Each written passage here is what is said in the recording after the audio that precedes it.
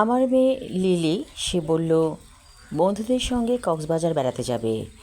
আমি বললাম শুধু বন্ধু বান্ধবী নেই? লিলি বলল বন্ধু আর বান্ধবী তো একই কথা, আমরা টোটাল 5 জন যাব, 2 জন মেয়ে আর 3 জন ছেলে। আমি বললাম ঠিক আছে, এই তো বয়স ঘোরাঘুরির, জীবনে আর সময় পাবে না, ঘুরে আসো। আমার মেয়ে লিলি বলল রাতের বেলা বাস, খাওয়া দাওয়া করে যেতে হবে। আমি বললাম ঠিক আছে, ভাত চড়িয়ে দিচ্ছি। এখন শেষ বিকেল, রান্নাবান্না করতে গেলাম। সব কিছু তৈরি হতে হতে প্রায় 1.5 ঘন্টা লেগে গেল। লিলি ভাত খেয়ে কাপড় গুছিয়ে ব্যাগে চলে গেল বাসা থেকে। আমি এখন একা, অনেকটাই একা। আমি বলেছিলাম লিলিকে কয়দিন থাকবে। লিলি বলেছিল টোটাল 3 দিন।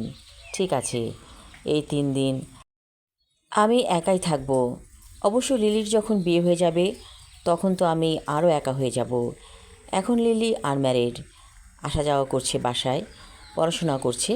যখন ওর বিয়ে দিব একদম আমাকে ছেড়ে চলে যাবে, এবং প্রত্যেকটা মেয়ের জীবনে এমন ঘটনাই ঘটে থাকে। লিলি চলে যাবার পর আমি বারান্দায় এসে দাঁড়ালাম। খুব সুন্দর একটি রাত, আকাশে চাঁদের মিষ্টি মিষ্টি আলো, আমার কাছে ভালো লাগছে। অবশ্য চাঁদের চাইতে আমি নক্ষত্রকে বেশি পছন্দ করি। দূরের নক্ষত্রগুলোকে মনে হচ্ছে যেন অজস্র খই ফুটে আছে আকাশে। আচ্ছা, আমার কাছে এমন মনে হলো কেন? নক্ষত্র তো কখনো খই হতে পারে না। হঠাৎ করে এই কথা কেন মাথায় এলো? রাকিব আমাকে ছেড়ে চলে গেছে বহু বছর হলো। অবশ্য ও পৃথিবী ছেড়ে চলে যায়নি, আমাকে ছেড়ে চলে গেছে, অর্থাৎ আমাদের ডিভোর্স হয়ে গেছে। ও যখন পরকীয়া করতো আমি কিছুই বুঝতে পারতাম না, এতটাই বোকা ছিলাম। একদিন হঠাৎ করে রাকিব আমাকে বলল আমি তোমার সাথে আর থাকছি না। আমি অবাক হয়ে বললাম মানে কি, কোথায় যাচ্ছ, বেড়াতে যাচ্ছ নাকি? রাকিব বলল না, আমি সেকেন্ড বিয়ে করব, তুমি থাকবে তোমার মেয়েকে নিয়ে।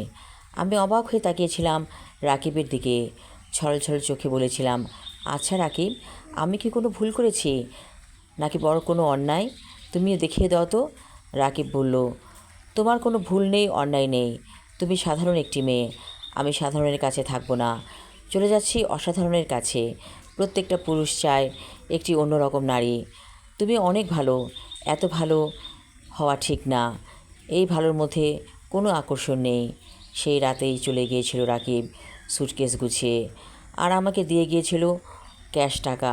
বলেছিল এই টাকাগুলো তোমাকে দিলাম, মেয়েকে নিয়ে পথ পাড়ি দিবে জীবনের। আমি অনন্যা রহমান চুপ করে তাকিয়েছিলাম। ভেবেছিলাম রাকিব বলবে তোমার সাথে দুষ্টুমি করেছি। এই পাগলি, ভুল বুঝেছো নাকি? না, সেরকম কিছুই করলো না রাকিব।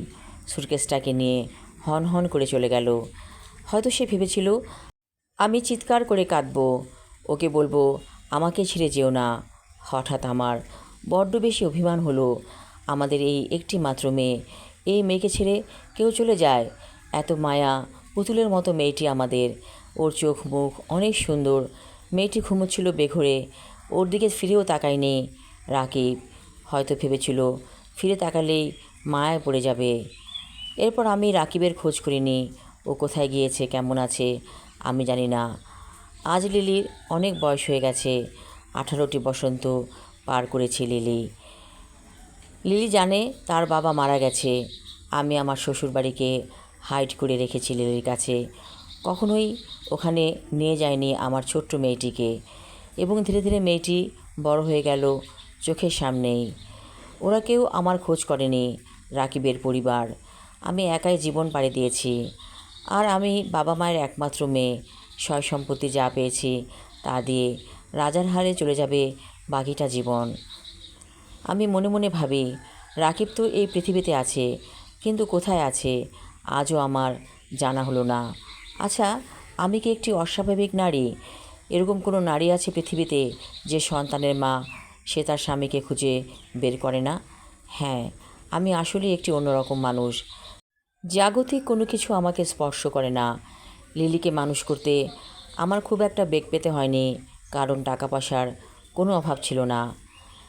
লিলি ভালো থাকুক, সুখে থাকুক, ওকে আমি সর্বোচ্চ স্বাধীনতা দিয়েছি। ও যা চেয়েছে তাই দিয়েছি, কোনো কিছুতে বাধা দেইনি। লিলি এভাবেই বেঁচে উঠুক। আমি বারান্দা থেকে রুমে চলে এলাম।